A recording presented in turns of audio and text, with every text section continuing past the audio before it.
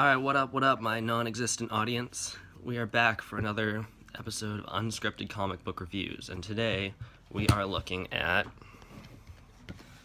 Cyborg, Volume 3, Singularity. I'm mostly going to talk about the last two issues in this book, because I had a lot of problems with them, but also some interesting things to point out. And there's 7 issues in this book, 14 through 20, that's 7 issues, I think. Yeah, so there's this bullshit on the very third page of, and I'm holding on to a specific page so I don't lose it, because I actually just tried to film another video, and then there was a lot of dead air while I was trying to find that page. So, this is the end of issue 18, because then the last two would be 19 and 20.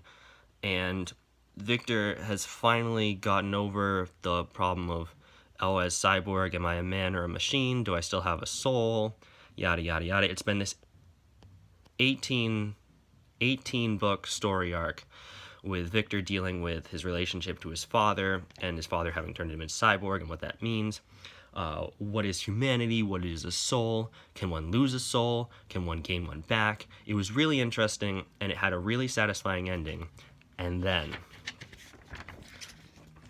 third fucking page of the very next issue. Herp-a-derp, am I a human? I don't know, I'm still struggling with this. Derp-a-derp-a-derp. It's like, no, he's not. That story arc was completed. And as soon as I read that line, I was like, who wrote this fucking book? Oh, look. It's not John Semper Jr. Yeah, John Semper Jr. is the regular writer for Cyborg, and these last 2 issues of the book were written by Kevin Greveux. That looks French to me. Greveux, something like that.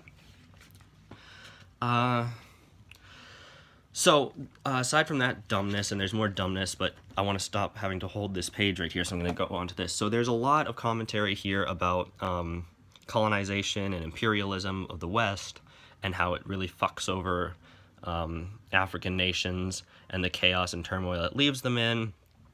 So this short 2-issue arc is about Cyborg fighting some warlords. But here's the line. I held onto this page, and this is the line I was looking for when I was trying to film the last version of this video.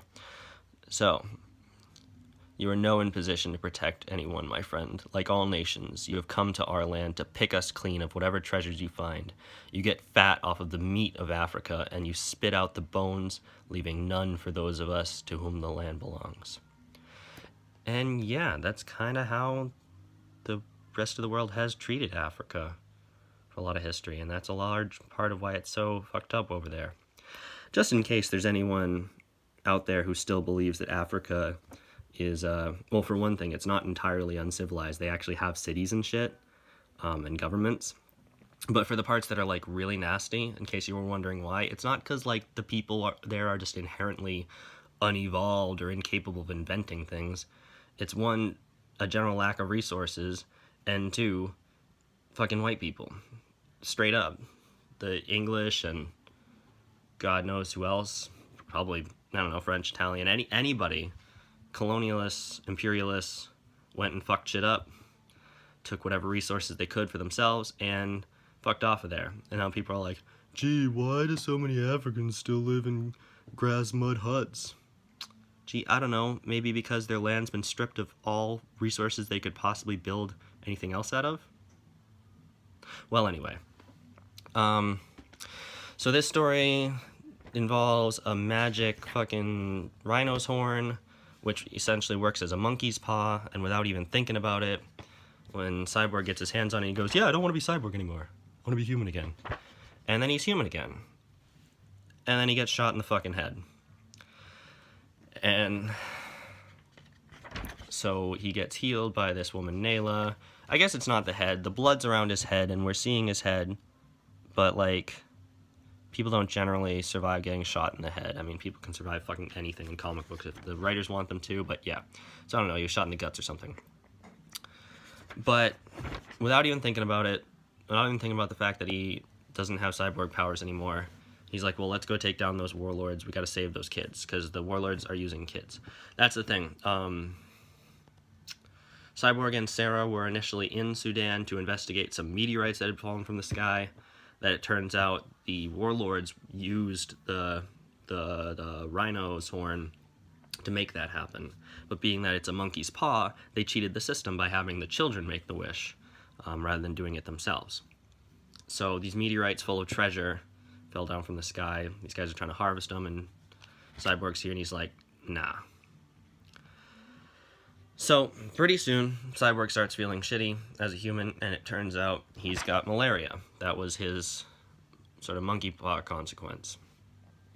But he keeps trying to fight and whatever, and he gets his ass kicked, and I don't know. Basically, what's my point? What am I trying to work around to? This book was okay. It kind of went back and forth. There were some really interesting bits. In fact, this moment right here, this was really sad, because, let's see, you know, Cyborg's down. He's been shot in the leg. Oh, that's another dumb thing that happens. He gets shot in the leg, and then, like, 2 pages later, he's full-on sprinting, so fuck that. But so he's like, kid, take the horn and wish for something. Take it. What does he want him to wish for? Who cares? He's trying to make him make another wish, and then he goes, bam, I wish you were free of your hate and your lies. And the guy's like, okay, you can go. Tick. Monkey's paw. Yeah, they were free for a second. But then here's how fucking stupid Victor is. After 2 wishes gone terribly wrong, here we are in the next issue. Warlords and kids harvesting that's the meteorite full of treasure.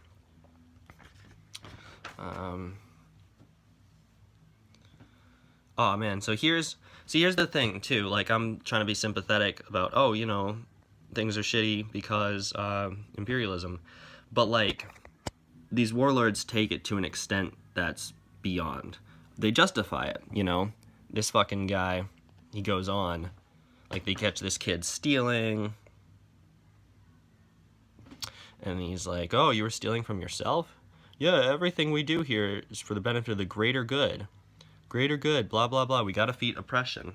Gotta defeat oppression. So the kid's like, oh, okay, I understand. You know? Warlords, just fucking pure evil. They talk and talk about, or at least this one in particular in this issue, talks about oppression and how the West has fucked over Africa and how they gotta claim their country back and make it good like it should have been, and but he's a ruthless piece of shit who murders children and exploits child labor. So anyway, Victor, being dumb as fuck, despite how many times he's being discouraged by Nayla, goes, oh, I wish the children back to life again. And anybody with half a brain knows what's going to happen on the next page. Yeah. Motherfucking zombies. Like, duh. Like, why is Victor so dumb? Oh, right, because he's not being written by his regular writer. So they fucking have to kill all the zombies and whatever. And it's some bullshit. Things keep getting worse. Nayla gets eaten by a zombie. And then, just when you think we're about to... Oh, this part's great, though. Fucking Sarah goes off on Cyborg about pitying himself. She goes on about how he's such a little bitch and he's constantly whining about, I have amazing superpowers. She's like, motherfucker, you can reform your body to look human whenever you want. You just look like Cyborg all the time, so you have an excuse to feel bad about it. Anyway, hey look, zombie Nayla. Bye, Sarah. See, now I saw this panel, right? And I was like, oh, well, next panel she's going to cunningly dash out of the way, right? Nope.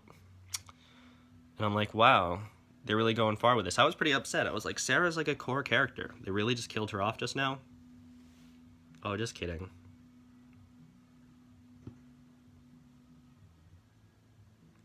And boom, everything resets. What's especially bullshit about this is there's no fucking monkey's paw consequence for this one. Everything gets put back to how it was before you found the horn, and that's just it. And then this warlord guy, they have a fight. It's awesome because this guy uses the horn to build himself a suit of rocks. Now here's something that bothered me. Watch this. He hits the truck. He goes, oh, okay. He can meld himself with other technologies? Why doesn't he do that all the time?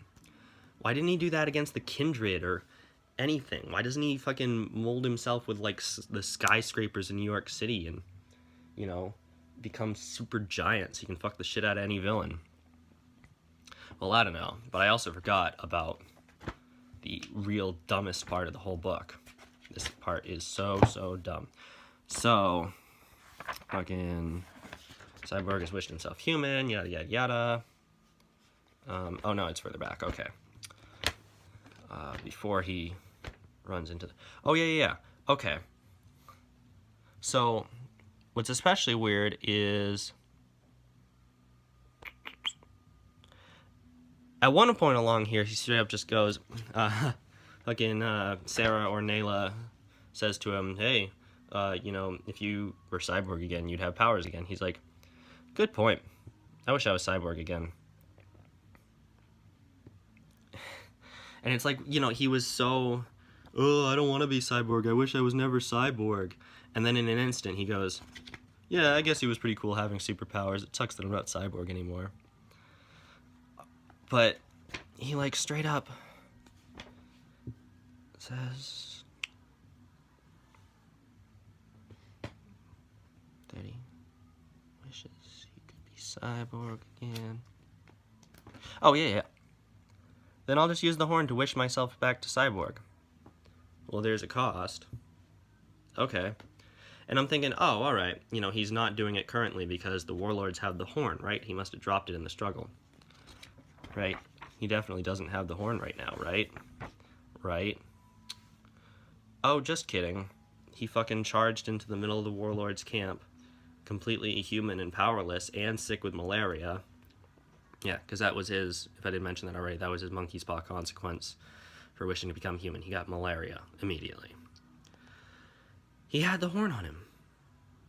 So, fucking 3 pages ago, when he says, well, I'll just wish myself back to Cyborg, why didn't he?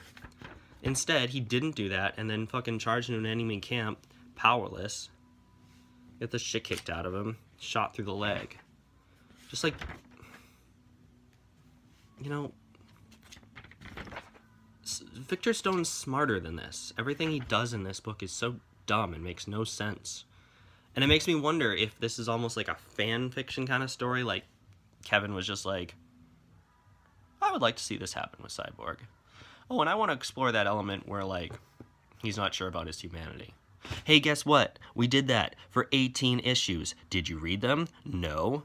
Did you really just jump in? Hey, like, the publishers, the editors came to you and were like, hey, Kevin, we've got a couple issues of Cyborg that we'd like you to write. John Semper Jr. is on vacation or something like that. And he goes, oh, okay. I'll get on that. And they're like, well, make sure you read the 18 issues leading up before you write your 19 and 20. And he was like, fuck that, I've already got a Cyborg story in mind. I'll just write what I've got in my head, without any consideration for continuity or character development that may have come before. Fuck that. This book was not terrible. It was interesting. I mean, this book as a whole, the whole trade, was like, okay.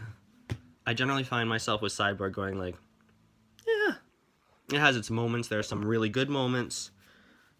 Some really, really good moments. Generally not bad ones, just in those last 2 issues I just read.